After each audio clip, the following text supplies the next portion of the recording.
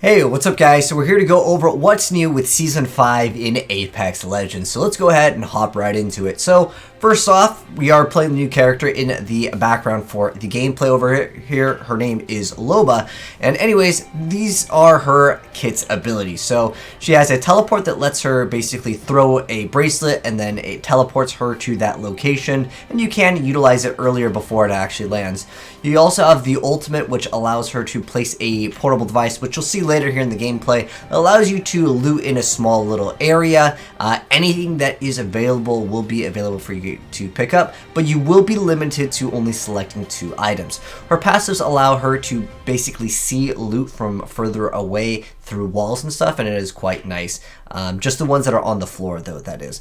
And then anyways, there's an update to the map, as you guys can see here from the short little picture. I know it's kind of small. I'll link the full patch notes if you guys want to go ahead and check out like the larger images or read more in depth, but I'm just going to go over basically what most people want, which is the TLDR. But anyways, they have updated the map just like they have with most of the seasons. And there is a new point of interest, which is salvage has been added to the Broken Coast over there. And then on top of that, there are these new charge towers. What these new charge towers allow you to do is just get your ultimate immediately, which is kind of cool if you go ahead and utilize that. They're only usable once, so you can't just sit there and just keep on getting ult after ult. But anyways, obviously there's a new battle pass, and that's going to go ahead and have more things to unlock. And there's this new like season tab that shows all of your quests, and like there's these little rewards that you guys can get, but it's like a once per day thing. But anyways, we're really here to go over basically what's newer with Season 5 of Apex. So one feature that I do really like is the reconnect feature, which means that if you accidentally disconnect, your game freezes for whatever reason. If you happen to crash on console or PC, you're able to get right back into the game by reopening up the app. Even if you accidentally close the app or whatever the case may be, you can hop right back into the game. This is really nice for anyone that gets like an error mid-game. So that is just a quality of life that's very nice over here. But we're really here to go over, of course, the patch notes, but technically we're going over what essentially is new with Season 5. So Mirage got a huge buff over here. So anyways, his basic ability to bamboozle the tactical psych out. So when you actually use the bamboozle ability to throw out the clone, you can actually activate a button that allows him to control his clone, and basically it'll mimic exactly what he does, and it will now last for 60 seconds, which means you can basically keep one up for the entirety duration, unless of course it gets shot down. So basically my suggestion is to throw one out and then basically make it mimic your movements, and then it'll basically, once it runs out, you'll be able to have another one. You can't have more than one unless you count his ultimate, but yeah, if you release another decoy, it will remove it, but it lasts super long right here, which is quite nice. And then on top of it, the life of the party, which is his ultimate, it will all have them mimic his movements. It's actually really cool, and it's got a really short cooldown. Its cooldown is only 60 seconds, so you can pretty much have it up in nearly every engagement over here, so that's quite nice. And then the passive, which is Now You See Me. So when you down Mirage, he normally will cloak himself, but in addition to that, he'll also cloak his teammates when he's trying to revive them. And also says that Mirage also cloaks while using a respawn beacon and reviving teammate that is also going to be cloaked, which is again just kind of nice. It's not going to make him like insanely more powerful, but at certain distances, if it's super far away, maybe you can run to your ally and try to res him out in the open. But more than likely, if they do see a Mirage walk up and then it cloaks, you can still hit him, by the way, while he's resing someone. But the real difference with this is just basically a buff to the way his clone works. And then we have some changes with Bloodhound over here. So the tactical, the Eye of the Allfather, the increased sonar detection from 3 to 4 seconds, so that's a pretty nice buff. They decrease the cooldown from 35 to 25 seconds here. And then with Crypto, the tactical drone, makes it so Crypto can now ping banners while on drone to warn teammates of nearby squads. With Lifeline, they increase the lifeline bin ratio to 20%, and they remove knockdown shields from secret compartment and loot pool over there. And then on top of that, as far as caustic goes, the gas no longer slows down your teammates, and it makes it so caustic traps are no longer triggered from the other side of a door. And then on top of that, Octane got a little bit of a buff over here, so the launchpad cooldown is reduced from 90 to 60 seconds. And then from Gibraltar, they reduced the dome shield duration from 18 seconds to 12 seconds, so a nerf with him.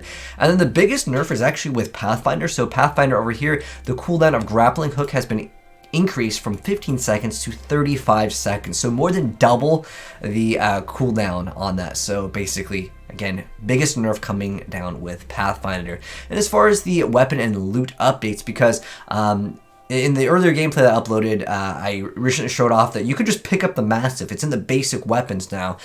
So as far as Season 5 goes, the fully kitted gold weapons are going to be the Longbow, Hemlock, Spitfire, EVA 8, the RE45, and then the Mastiff is now just in the basic loot pool. So it's not in the care packages anymore. It's just going to be inside of just the basic loot pool. But it is going to be nerfed a little bit. So they reduce the damage from 18 to 13, and they also reduce the headshot multiplier from 2.0 to 1.25. They increase the blast pattern distances for the outer pairs of pellets. They increase the blast pattern scale ADS multiplier from 0.5 to 0.55. Reduce fire rate from 1.3 to 1.0. So basically it's been nerfed a lot here. They reduce the projectile size to be more in line with other regular shotguns.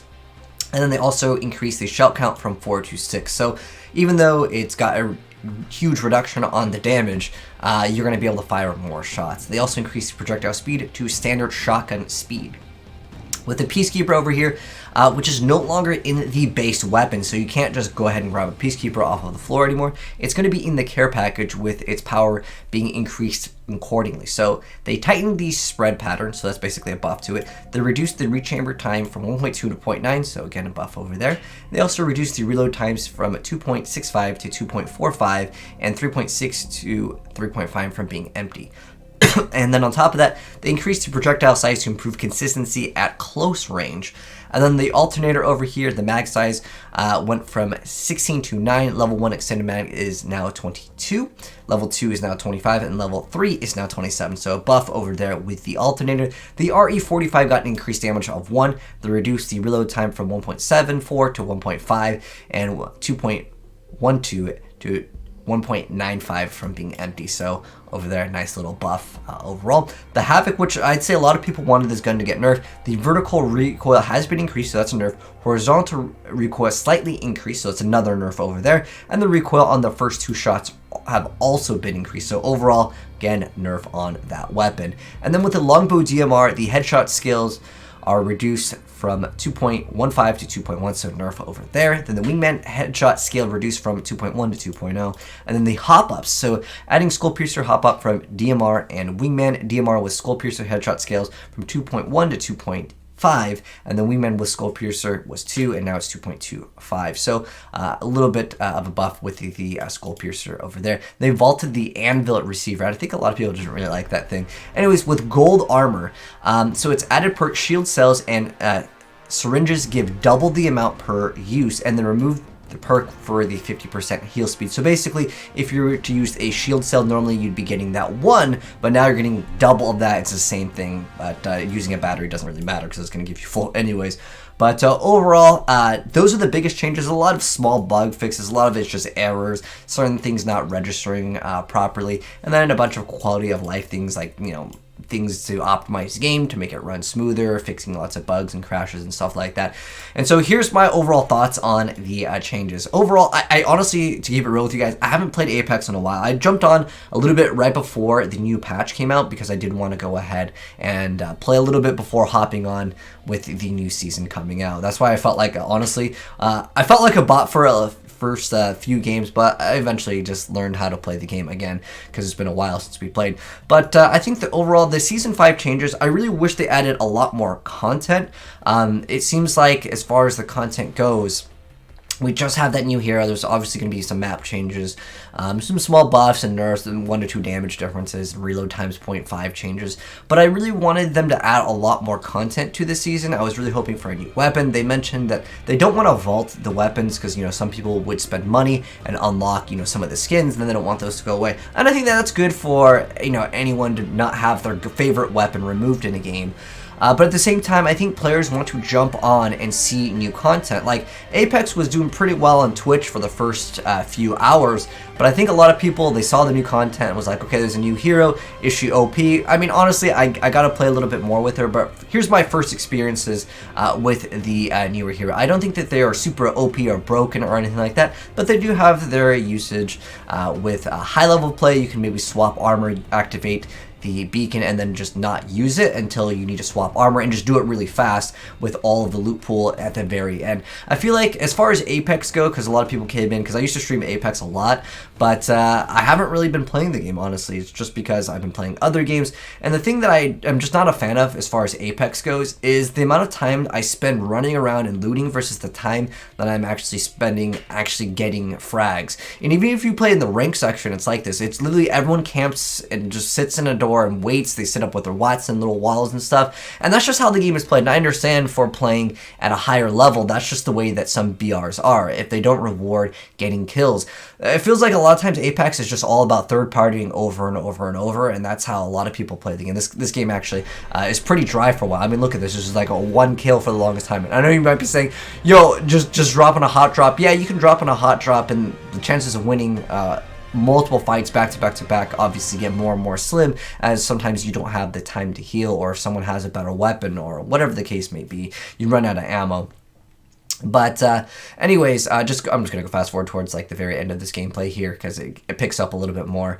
But I just feel like Apex needs a lot more action. It would be cool if they added in another mode to the game that would just support more action. I do really like the changes with the Evo armor, which we have equipped right now. That's the newer armor, because some of you guys came into my live stream were asking, you know, what the heck is this red armor?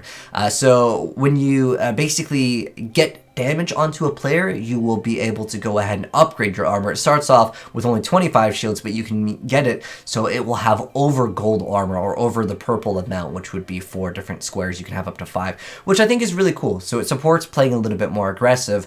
But again, a lot of times when I played Apex, when I would lose to fights, it would be like right after we eliminate a group, we would get third party or fourth party, or another team would engage us all the time after we're already engaging. And I know it's a smarter thing to do is just take fights that are, you know, in your favor, where you're able to go ahead and, again, third party other groups.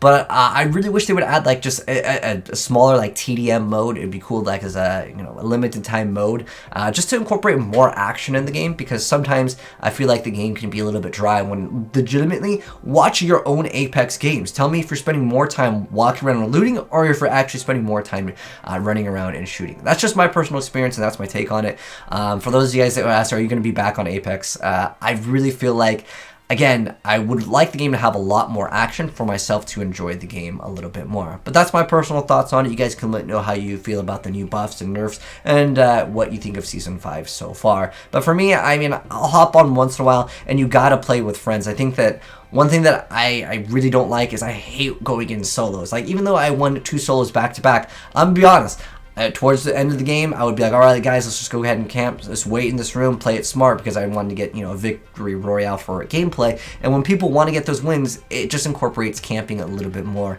I think it'd be really cool, maybe if you guys play Fortnite, the Siphon mode, where basically if you eliminate someone, you get to basically get some type of shields or health back, which I think would be quite nice in exchange for being able to play more aggressive, because it doesn't really reward you for being super aggressive in this game. It actually kind of punishes you, because other people, again, want a third party. But anyways, that's my thoughts on the new Season 5 of Apex. Just wish they added, I would like to see multiple new weapons.